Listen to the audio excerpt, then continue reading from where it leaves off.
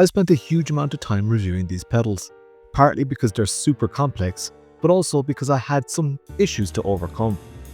I've been through every discipline of driving and almost every configuration of these pedals in search of perfection. Although I've landed on a sweet spot, it's not what I would have expected. I'm Lawrence, welcome to the channel.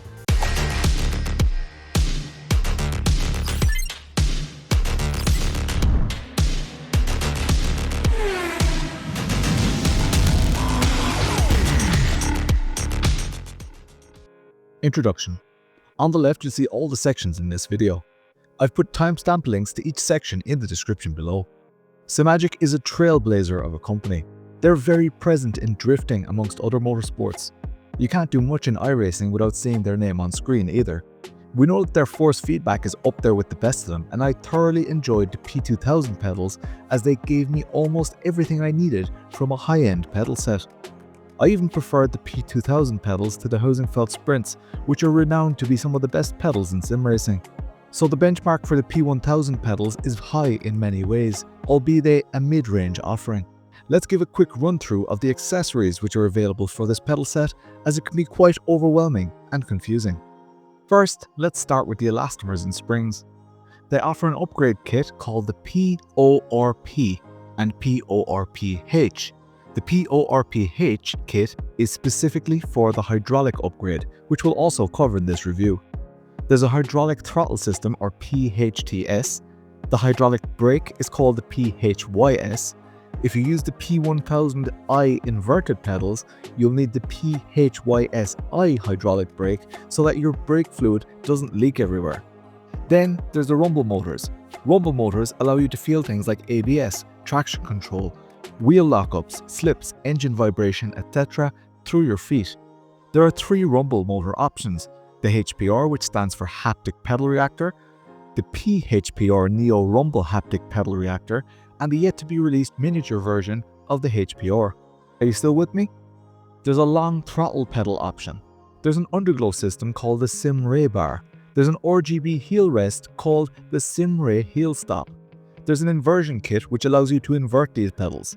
That's just an indication of what we're dealing with here. The downside is that this review took over a year to complete. The upside is that you don't need to figure out what accessories you'll need as long as you watch this review. This pedal set really does try to cater for absolutely everyone. There's no lateral adjustment in the pedals, so you're stuck with this spacing. You also can't adjust the pedal faces laterally. However, I didn't find this to be an issue. I would have liked to have had the longer throttle pedal though, as that would have made heel and toe a little more manageable. If you buy the 3 pedal set but want to remove the clutch and put the brake where the clutch is, you'll need a little extension cable, so I wasn't able to test that configuration. All of the products in this review were sent to me free of charge for the purposes of this review, and nobody other than me has had any say in the content of this video. The links to this product and its competitors in the description are affiliate links, and if used, will earn this channel some money at no extra cost to you. First impressions. The P1000 pedals at a glance sit very close to the P2000, adding sleeker styling, rumble motors, integrated electronics, RGB options, pedal upgrades galore, load cell and hall sensor input registration.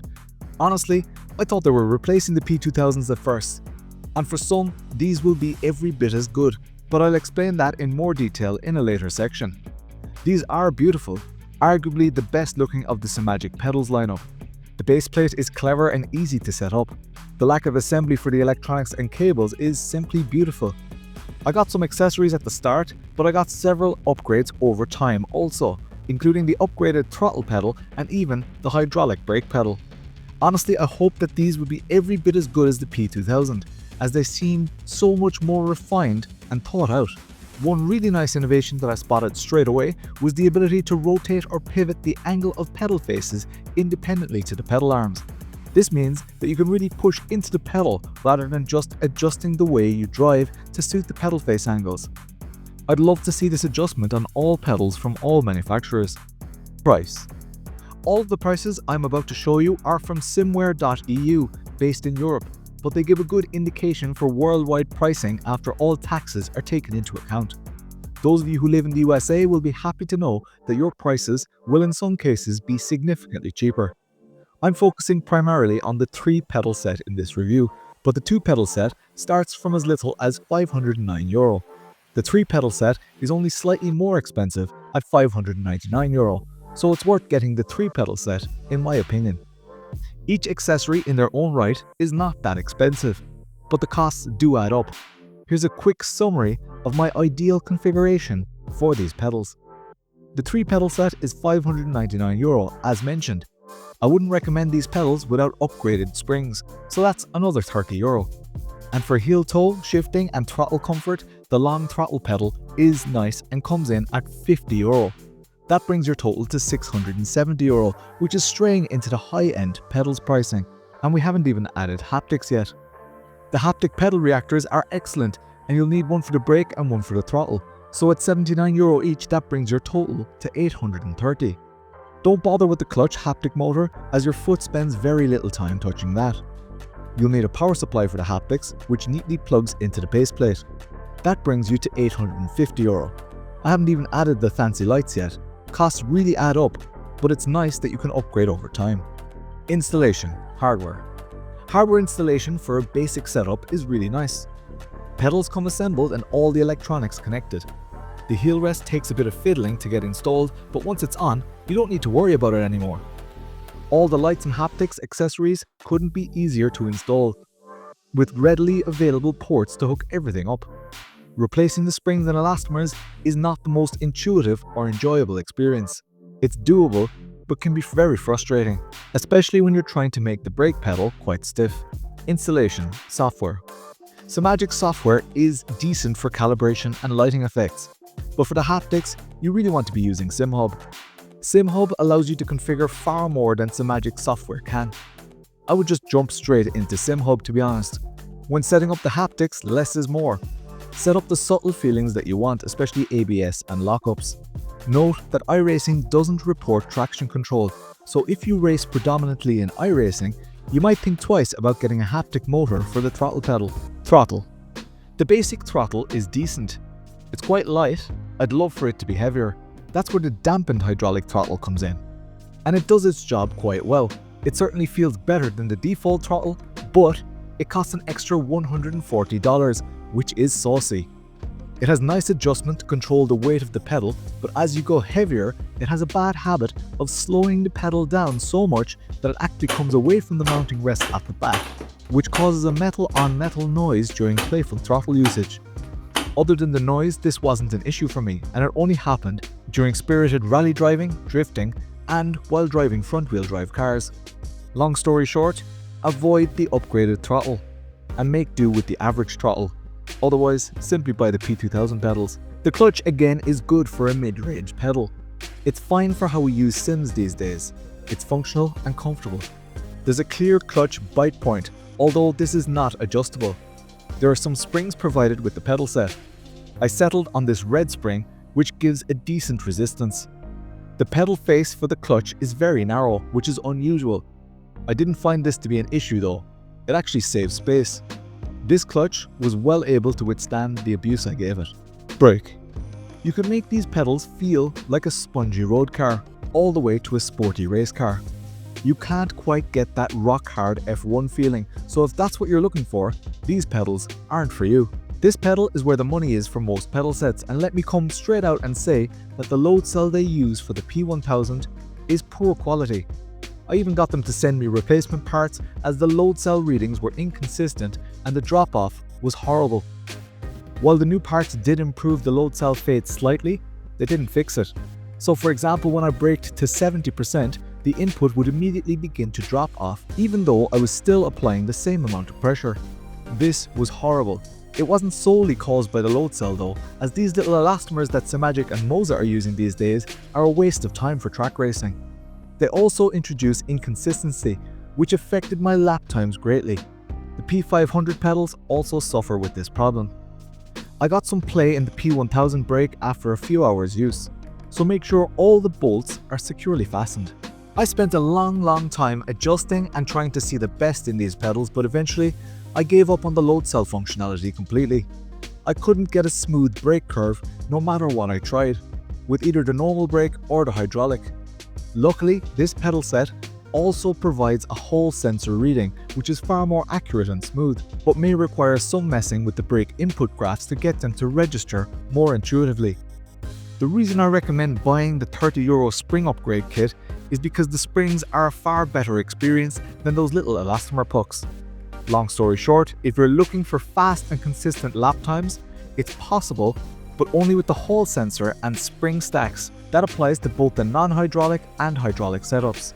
The hydraulic upgrade adds little or nothing for me other than looking impressive. Of course, it feels nice under the foot, but that doesn't translate to on-track pace for me. Heel-toe braking is doable but not really comfortable, as you cannot move the throttle pedal further away from you independently of the brake. The longer throttle pedal face would make this more achievable though. Again, my conclusion here is that the P1000 completely eclipses the performance of this brake, no matter what the configuration is. Please also note that this is just my opinion after the most extensive pedal review I've ever done. If your opinion is different, please feel free to comment constructively even if you don't agree with a word I've said. The comments on this video are just as important as the video itself. Haptics. Here's the cheat code. These are by far the best part about these pedals. These reactor motors are lovely. I feel very little delay. They're so close to your foot that you feel every detail, and when tuned nicely, they don't upset my wife in the other room while I'm using them despite making noise while activated. Tune the haptics with SimHub. Simagic software allows for basic effects, but it's worth investing a little time into getting a good SimHub profile going. These haptics are so good that companies like Geezer 3D are making adapter brackets for almost every pedal set there is, including SimiCube's active pedals. That's crazy, isn't it? I'll link to those brackets in the comments.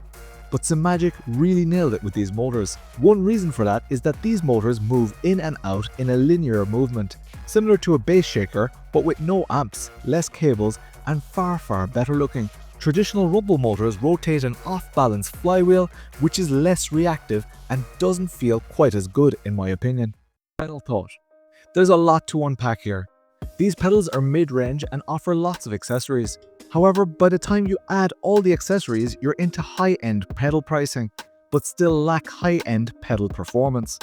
To be fair, I did find settings which allowed me to be on my regular pace, but there was endless chasing and configuration involved, and it left a sour taste for me. 75% of the combinations I tried left me longing for more.